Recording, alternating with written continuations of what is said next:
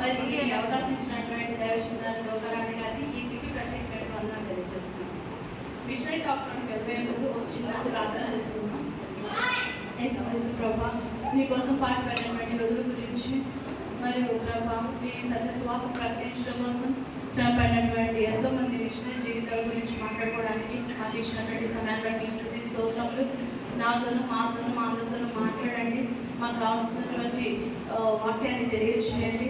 నీ కోసం రోషం కలిగి ఎలా జీవించాలో నీ సత్య సువార్తను ప్రకటించడంలో ఉన్నటువంటి ధన్యతను ఆశీర్వాదాన్ని మాకు తెలియజేయండి. వాళ్ళు ఉన్నటువంటి లోటుపాట్లను తెలియజేసి సరిదిద్దమని వేస్తున్నాం. మిషనరీ అనేటువంటి ఆ పదానికి అర్థాన్ని చూస్తే దేవుని యొక్క సత్య సువార్తను ప్రకటించడం కోసం లేదా క్రీస్తు ప్రేమను క్రియల్లో చూపించడానికి ప్రత్యేకంగా ఒక దేశానికి లేదా ఒక ప్రత్యేకంగా ఒక ప్రాంతానికి దేవుని చిత్తానుసారంగా పంపబడినటువంటి వాళ్ళని మనం మిషనరీ అని అంటాం. ఒక మాట చెప్పాలంటే దేవుని సత్య సువార్త ప్రకటించడం కోసము తన కుటుంబాన్ని ఆస్తిపాస్తుల్ని పక్కన పెట్టేసేసి ఏదో తెలియనటువంటి ఒక దేశానికి ప్రాంతానికి వెళ్ళి అక్కడ పరిస్థితులు ఎటువంటివైనప్పటికీ కూడా విశ్వాసంతో ధైర్యంతో దేవుని మాటలను ప్రకటిస్తూ ముందు సాగేటువంటి వాళ్ళని మనం క్రిస్టియన్ మిషనరీగా పిలుస్తాం. మరి అటువంటి వాళ్ళు మనం కొంతమంది చెప్పుకోదగినటువంటి వాళ్ళు ఎవరంటే డిఎల్ మూడీ గారు, డేవిడ్ లివింగ్స్టన్ గారు, డేవిడ్ బ్రెయినార్డ్ గారు, జార్జ్ ముల్లర్ గారు, విలియం కేరీ గారు, ఇలా చెప్పుకుంటూ పోతే చాలా మంది మిషనరీలు మనకు కనిపిస్తూ ఉంటారు. అయితే మరి ఈరోజు మార్చి 8వ తారీఖు అంతర్జాతీయ మహిళా దినోత్సవం, మరి రేవత స్త్రీలు అనేటువంటి కార్యక్రమం జరుపుకుంటున్నాం. కాబట్టి ఈరోజు ఉమెన్ మిషనరీల గురించి మనం మాట్లాడుకుందాం. మగవాళ్ళతో పోల్చుకుంటే ఆడవాళ్ళు మిషనరీకి వెళ్ళేటువంటి వాళ్ళు చాలా తక్కువ మంది ఉన్నారు. కానీ ఆడవాళ్ళు చేసినటువంటి పరిచర్య కానీ వాళ్ళు చేసినటువంటి సువార్త వ్యాప్తి కానీ నేటి స్త్రీలైనటువంటి మనకు ఎంతో సవాల్కరంగా ఉంటుంది. ఎందుకంటే ఒక పురుషుడు మిషనరీగా వెళ్ళాలంటే ఒకవేళ మ్యారేజ్ అయిపోయి ఉంటే వాళ్ళ పిల్లల్ని వాళ్ళ భార్యకు అప్పగించేసి మిషనరీగా వెళ్ళిపోవచ్చు.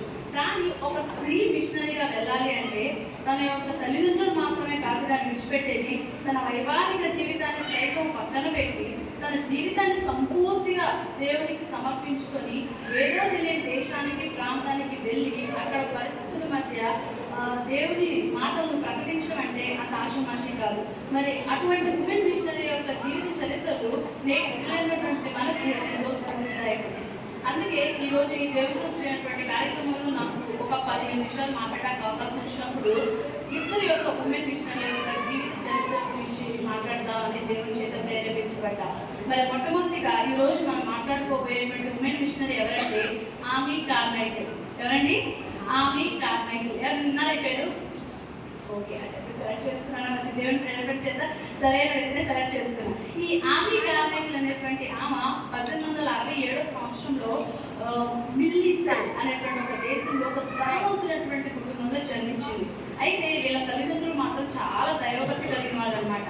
వాళ్ళమ్మ ఈమెకి ఇంత చిన్న వయసులో ఉన్నప్పుడే నువ్వు దేవునికి ప్రార్థన చేస్తే దేవునికి జాబ్ దయచేస్తాడని చెప్పింది. సో ఈ ఆమీ కార్మైకేల్ ఆమెకి బ్రౌన్ ఐస్ ఉంటాయి, అంటే తేనె కళ్ళు అంటారు చూసారా, అలాంటివి ఉండేవి అనమాట. ఆమెకి ఆ కళ్ళు నచ్చేవి కాదు. బ్లూ ఐస్ ఉంటాయి కొంతమందికి, నీలం కళ్ళు, అవంటే ఇష్టం. సో ప్రార్థన చేసింది, ఏసయ్యా నాకు ఈ బ్రౌన్ ఐస్ వద్దు, నాకు బ్లూ ఐస్ కావాలని చెప్పి ప్రార్థన చేసి నిద్రపోయింది. తర్వాత రోజు అత్యుత్సాహంతో అతని దగ్గరికి వెళ్ళిపోయి చూసుకుంది బ్రౌన్ ఐస్ ఏమైనా మారేమో. కానీ తన యొక్క బ్రౌన్ ఐస్ ఆ తేనె కళ్ళు అలానే ఉంటాయి తప్ప బ్లూ ఐస్గా మారలా. అయితే నిరుత్సాహపడింది, చాలా బాధపడింది. అయినా కూడా తన యొక్క విశ్వాసాన్ని మాత్రం విడిచిపెట్టలేదు. అయితే వీళ్ళ ఫాదరు చాలా మిల్లులకి యజమాని అనమాట. వీళ్ళకి మిల్లుల వ్యాపారం, దానిలో బాగా సంపాదించాడు. కానీ ఒకనొక సమయం వచ్చేసరికి పూర్తిగా వాళ్ళ బిజినెస్లో నష్టం వచ్చింది. దాని తోడు ఆయనకి వాళ్ళ నాన్నకి లంగ్స్ సంబంధించినటువంటి ప్రాబ్లం వచ్చేసరికి కొన్ని రోజుల్లోనే ఆయన చనిపోవడం కూడా జరిగింది. దీంతో ఈ ఆమీ కార్మైకేల్ యొక్క వాళ్ళ కుటుంబం యొక్క ఆర్థిక పరిస్థితి పూర్తిగా తారుమారైపోయింది.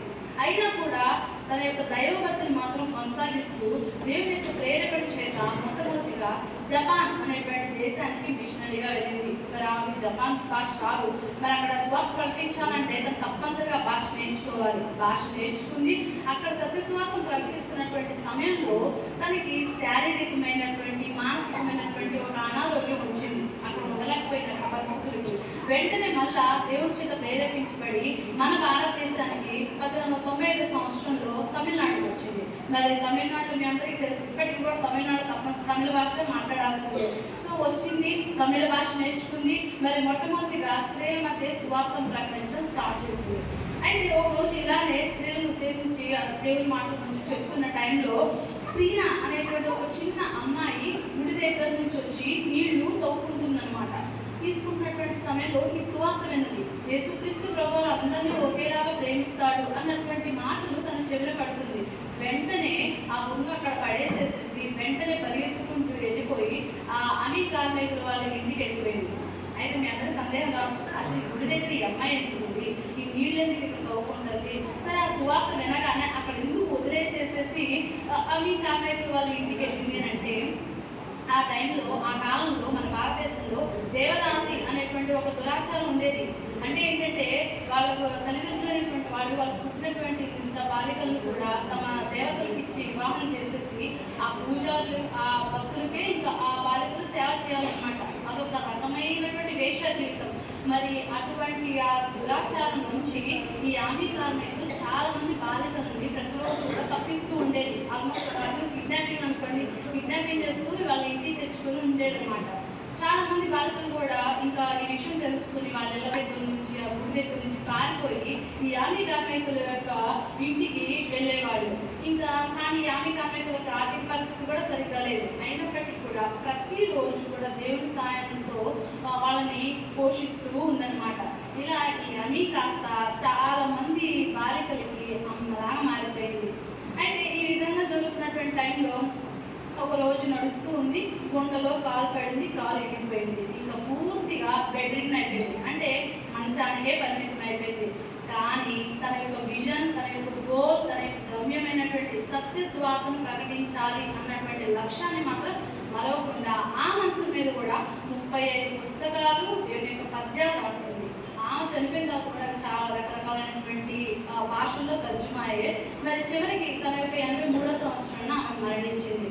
మరి ఈ ఆర్మీ కార్మికుల యొక్క జీవిత చరిత్రను చూస్తే మనకు ఒక వాక్యం గుర్తుకు వస్తుంది. అదేంటంటే సామెతలు 11:30. దీనిలో ఏమనంటుందంటే, జ్ఞానం కలవారు ఇతరులను రక్షించుదురు. మరి ఈ జ్ఞానం కలిగినటువంటి స్త్రీ ఆమె కార్మికులు తన యొక్క ఆర్థిక పరిస్థితి, తన ఆరోగ్య పరిస్థితి బాగాలేకపోయినప్పటికీ తన దేశాన్ని విడిచి మన భారతదేశానికి వచ్చి మరి సత్యస్వార్థం ప్రకటించడమే కాకుండా ఈ దేవదాసి లాంటి దురాచారాల నుంచి ఎంతో మంది బాలికలను రక్షించింది. ఈ రోజు మనకు స్ఫూర్తిగా నిలిచింది. మరి ఇదంటే ఆర్మీ కార్మికుల యొక్క జీవిత చరిత్ర. మరి రెండవదిగా మనం ఈరోజు చూడబోయేటువంటి ఉమెన్ మిషనరీ ఎవరంటే ఎస్తేర్ జాన్. ఎవరండి? ఎస్తేర్ జాన్. ఈమె 1929వ సంవత్సరంలో మద్రాసులో ఒక ముస్లిం కుటుంబంలో జన్మించింది. సో మరి ముస్లిం డాడీ పేరు ఫస్ట్ ఇంకోటి ఏమిటి కదా, ఈమె అసలు పేరు కర్మల్ జియా. ఏంటండి? కర్మల్ జియా. మరి మనకు స్వాతంత్రం ఎప్పుడు వచ్చిందండి? 1947వ సంవత్సరం. ఆ 1947వ సంవత్సరంలో మన భారతదేశానికి స్వాతంత్రం వచ్చినప్పుడు పాకిస్తాన్ మన దేశం నుంచి విడిపోయింది. ఆ టైంలో ఈ జియా కుటుంబం, ఈ కర్మల్ జియా కుటుంబం మొత్తం కూడా మద్రాసు నుండి పాకిస్తాన్కి వలస వెళ్ళిపోయారు. అక్కడికి వెళ్ళిపోగానే ఈ జియాకి వాళ్ళ తల్లిదండ్రులు వివాహం చేయాలని అనుకున్నారు. కానీ జియాకి మ్యారేజ్ అంటే ఇష్టం లేదు. వెంటనే ఇంట్లో నుంచి పారిపోయి పాకిస్తాన్ దేశంలో కరాచీ అనేటువంటి ఒక ప్రాంతం ఉంటుంది. ఆ ప్రాంతానికి వెళ్ళిపోయి అక్కడ ఒక అనాథాశ్రమంలో జాయిన్ అయింది. అక్కడ ఒక క్రైస్తవ పాఠశాలలో చదువుకుంది.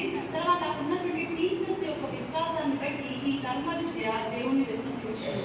ఒకరోజు ఇట్లానే బైబిల్ చదువుతుంది. దానిలో యెషయా గ్రంథం చదువుతున్నప్పుడు దేవుడు స్పష్టంగా ఆమెతో మాట్లాడాడు.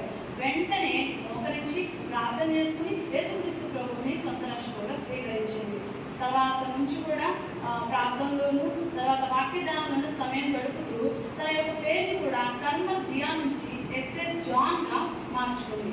అయితే మరి ఇట్లాగా ఊరికే ఇక దేవుడిని విశ్వసించారు కదా, ప్రార్థన వీటితో వాక్యంతో మాత్రమే ఆగిపోకుండా కొన్ని మిషన్ హాస్పిటల్స్ ఉంటాయి, వాటిల్లో నర్సుగా పనిచేసింది. తర్వాత ఇంకా సత్యస్వార్థం మంచిగా ప్రకటించడం కోసం ఒక బైబిల్ కాలేజీలో ట్రైనింగ్ తీసుకొని తర్వాత చుట్టుపక్కల ఉన్నటువంటి గ్రామాలన్నింటిలో కూడా స్వార్థం ప్రకటిస్తూ వచ్చింది. మరి ఈ విధంగా సత్యస్వార్థం ప్రకటిస్తుందని చెప్పేసి మత మార్పిడి చేస్తుంది అన్నటువంటి ఒక కారణంతో, అది పాకిస్తాన్లో చేస్తుంది కాబట్టి ఆ టైంలో 1960 సంవత్సరంలో ఆమె చక్కగా నిద్రపోతున్న టైంలో వచ్చి ఆమెను హత్య చేశారు. సో కేవలము సత్యస్వార్థం ప్రకటిస్తుంది అన్నటువంటి కారణంతో ఆమె హత్య చేయబడింది. కానీ అందుకనే ఈ 20వ శతాబ్దపు క్రైస్తవ అమరవీరుల్లో ఒక పేరుగా ఈ ఎస్ఏ జాన్ని కూడా పెట్టారన్నమాట. మరి ఎస్ఏ జాన్కు ఉన్నటువంటి విశ్వాస జీవితాన్ని దేవుడు ఈరోజు మనకు అందరికీ దయచేయగాక. మరి ఇప్పటికి మనం ఇద్దరి యొక్క ఉమెన్ మిషనర్ల జీవిత చరిత్రను చూసాం. ఒకటి ఆమీ కార్మైకల్ది, ఇంకోటి ఎస్ఏ జాన్ది. మరి ఈ ఇద్దరి యొక్క జీవిత చరిత్ర నుంచి మనం ఈరోజు ఈ దేవుడితో స్త్రీలు అనేటువంటి ఈ గుడిలో మనం నేర్చుకోగలిగిన విషయాలు ఏంటంటే, మొట్టమొదటిగా మనం కుటుంబంలోనూ సమాజంలోనూ దేవుని సాక్షిగా జీవించాలి. రెండవది క్రీస్తు ప్రేమను క్రియల్లో మనకు ఉన్నంతలో మనం చూపించగలగాలి. మూడవది సత్య సువార్తలో మన వ్యాప్తిలో మనం పాలు పొందాలి. నాలుగవదిగా సంఘ పరిచయంలో మనం పాలు పొందాలి. మరి ఈ లక్షణాలన్నీ మనం ఏదో పాటించేటప్పుడు లేదా పాటించాలన్నప్పుడు మన చుట్టుపక్కల వాళ్ళు మనం గమనించకపోవచ్చు, లేదా దైవజనురాలు మనకి ఏదో బహుమానాలు ఇవ్వకపోవచ్చు. కానీ మనం ఎంత చిత్తశుద్ధితో చేస్తున్నాం, ఎంత ఇంట్రెస్ట్తో చేస్తున్నాం, ఎంత దైవభక్తి కలిగి చేస్తున్నాం అనేటువంటిది మన పరలోకపు తండ్రి అక్కడి నుంచి గమనిస్తూ ఉంటాడు. దానికి తగినటువంటి ప్రతిఫలము అవాటాన్ని రివాటాన్ని ఏదైనా సరే మనకు పరలోక రాజ్యంలో ఇస్తాడు. అక్కడ మాత్రమే కాదు కానీ ఈ లోకంలో కూడా మనకు కావాల్సినటువంటి ఆశీర్వాదాలను దయచేస్తాడు. నేను 2016 సంవత్సరంలో అక్టోబర్ 15న నేను యేసుక్రీస్తు ప్రభువుని సొంత రక్షణ స్వీకరించి బాప్తీసం తీసుకున్న తర్వాత రక్షింపబడినటువంటి వాళ్ళు కలిగి ఉండాల్సినటువంటి లక్షణాల్లో తప్పనిసరిగా క్రీస్తు ప్రేమను క్రియలో చూపించాలి, తర్వాత సువార్త వ్యాప్తిలో పాల్పొందాలి, తర్వాత నెక్స్ట్ సంఘ పరిచయాలు పాల్పొందాలని చెప్పి దైవజనుల ద్వారా దేవుడు నాతో మాట్లాడడం జరిగింది. అయితే సరే క్రీస్తు ప్రేమ క్రియలో చూపించాలంటే ఏదో దేవుడు ఉన్నంతలో ఏదో ఆహారం పంచిపెట్టడానో, లేదా పుస్తకాలు, లేకపోతే వస్తువులు, బట్టలు, లేకపోతే మెడిసిన్లు ఏదో ఒకటి మనకు ఉన్నంతలో పంచిపెడుతూ ఉండడంలో దేవుడు ప్రభు చూపించాడు. నెక్స్ట్ ఇంకోటి చూస్తే ఈ సువార్త యాత్రలో పాల్పొందుకోవడం. మరి దేవుడు చూపించినటువంటి విధంగా, నిర్దేశించినటువంటి విధంగా కొన్నిసార్లు పాంప్లెట్ పంచడము, లేకపోతే మనం డైరెక్ట్గా వెళ్ళి సువార్త వ్యాప్తి చెప్పిన చాలామంది దైవజనులు వెళ్తూ ఉంటారు, లేదా సువార్త సభలు పెడుతూ ఉంటారు. వాళ్ళకి ప్రోత్సాహకరంగా ఉండే విధంగా దేవుడు చేశాడు. మరి ఇంక మూడోదానికి వస్తే సంఘ పరిచయంలో పాల్పొందుకోవడం. మరి నా వృత్తిరీత్యా నేను వర్క్ చేస్తున్నటువంటి ప్లేస్లో చర్చికి వెళ్ళడం, అక్కడ పరిచయంలో పాల్పొందుకోవడం అనేటువంటిది అది కుదరనటువంటి పని. మరి అటువంటి సమయంలో ఒకే ఒక చిన్న ప్రార్థన ఒకరోజు చేశాను. యేసుక్రీస్తు ప్రభువా, నా ఉన్న ఒక చిన్న పాత్రగా నన్ను వాడుకో అని చెప్పి ఒక చిన్న ప్రార్థన చేశాను. మరి ఆ ప్రార్థన ఫలితమే ఈరోజు నన్ను ఈ కుటుంబానికి, ఈ యొక్క సంఘానికి దేవుడు తీసుకొచ్చాడు. మరి మ్యారేజ్ అయ్యి ఇప్పుడు వచ్చినప్పటి నుంచి కూడా చిన్న సాక్ష్యం చెప్పినా, లేదా చిన్న ఏదైనా ఉత్త ప్రత్యుత్తరాలు చదివినా, లేదా VBS పరీక్షల్లో పాల్పొందుకున్నా, లేదా మన యూత్ క్రిస్మస్లో కొద్దిగా దేవుని మాటలు చెప్పడానికి నాకు అవకాశం వచ్చింది. నెక్స్ట్ ఒక స్క్రిప్ట్ లేదా ఒక చిన్న కొరియో సాంగ్ వేయడానికి, ఈరోజు ఇలా మీ ముందు నిలబడడానికి దేవుడు ఇలా చిన్న చిన్న అవకాశాలు ఇస్తున్న దాన్ని బట్టి దేవుడికి ఎంతో కృతజ్ఞతలు చెల్లిస్తూ ఈ మిషనరీ టాక్ను ముగిస్తున్నాను. చిన్న ప్రార్థన. యేసుక్రీస్తు ప్రభువా, ఈ మిషనరీ టాక్ ద్వారా మాతో మా అందరితో మాట్లాడిన విధానాన్ని బట్టి స్తుతి స్తోత్రం తెలియజేస్తున్నాను. మరి ప్రభువా, మమ్మల్ని అందరినీ కూడా మీ పరిచర్యలో చేయడానికి, శక్తివంచన చేయడానికి మమ్మల్ని గురికొల్పండి. మీ సత్య సువార్త వ్యాప్తిని మేము ఎలా పాల్పొందాలో మాకు తెలియచేయండి. మీ సంఘ పరిచయం మమ్మల్ని అందరినీ కూడా ప్రభావకరంగా వాడుకోనమని, ఇంకా జరగబోయేటువంటి కార్యక్రమం అంతట్లో కూడా నీ తోడు, నీ కాపుదలను అందరికీ అనుగ్రహించింది.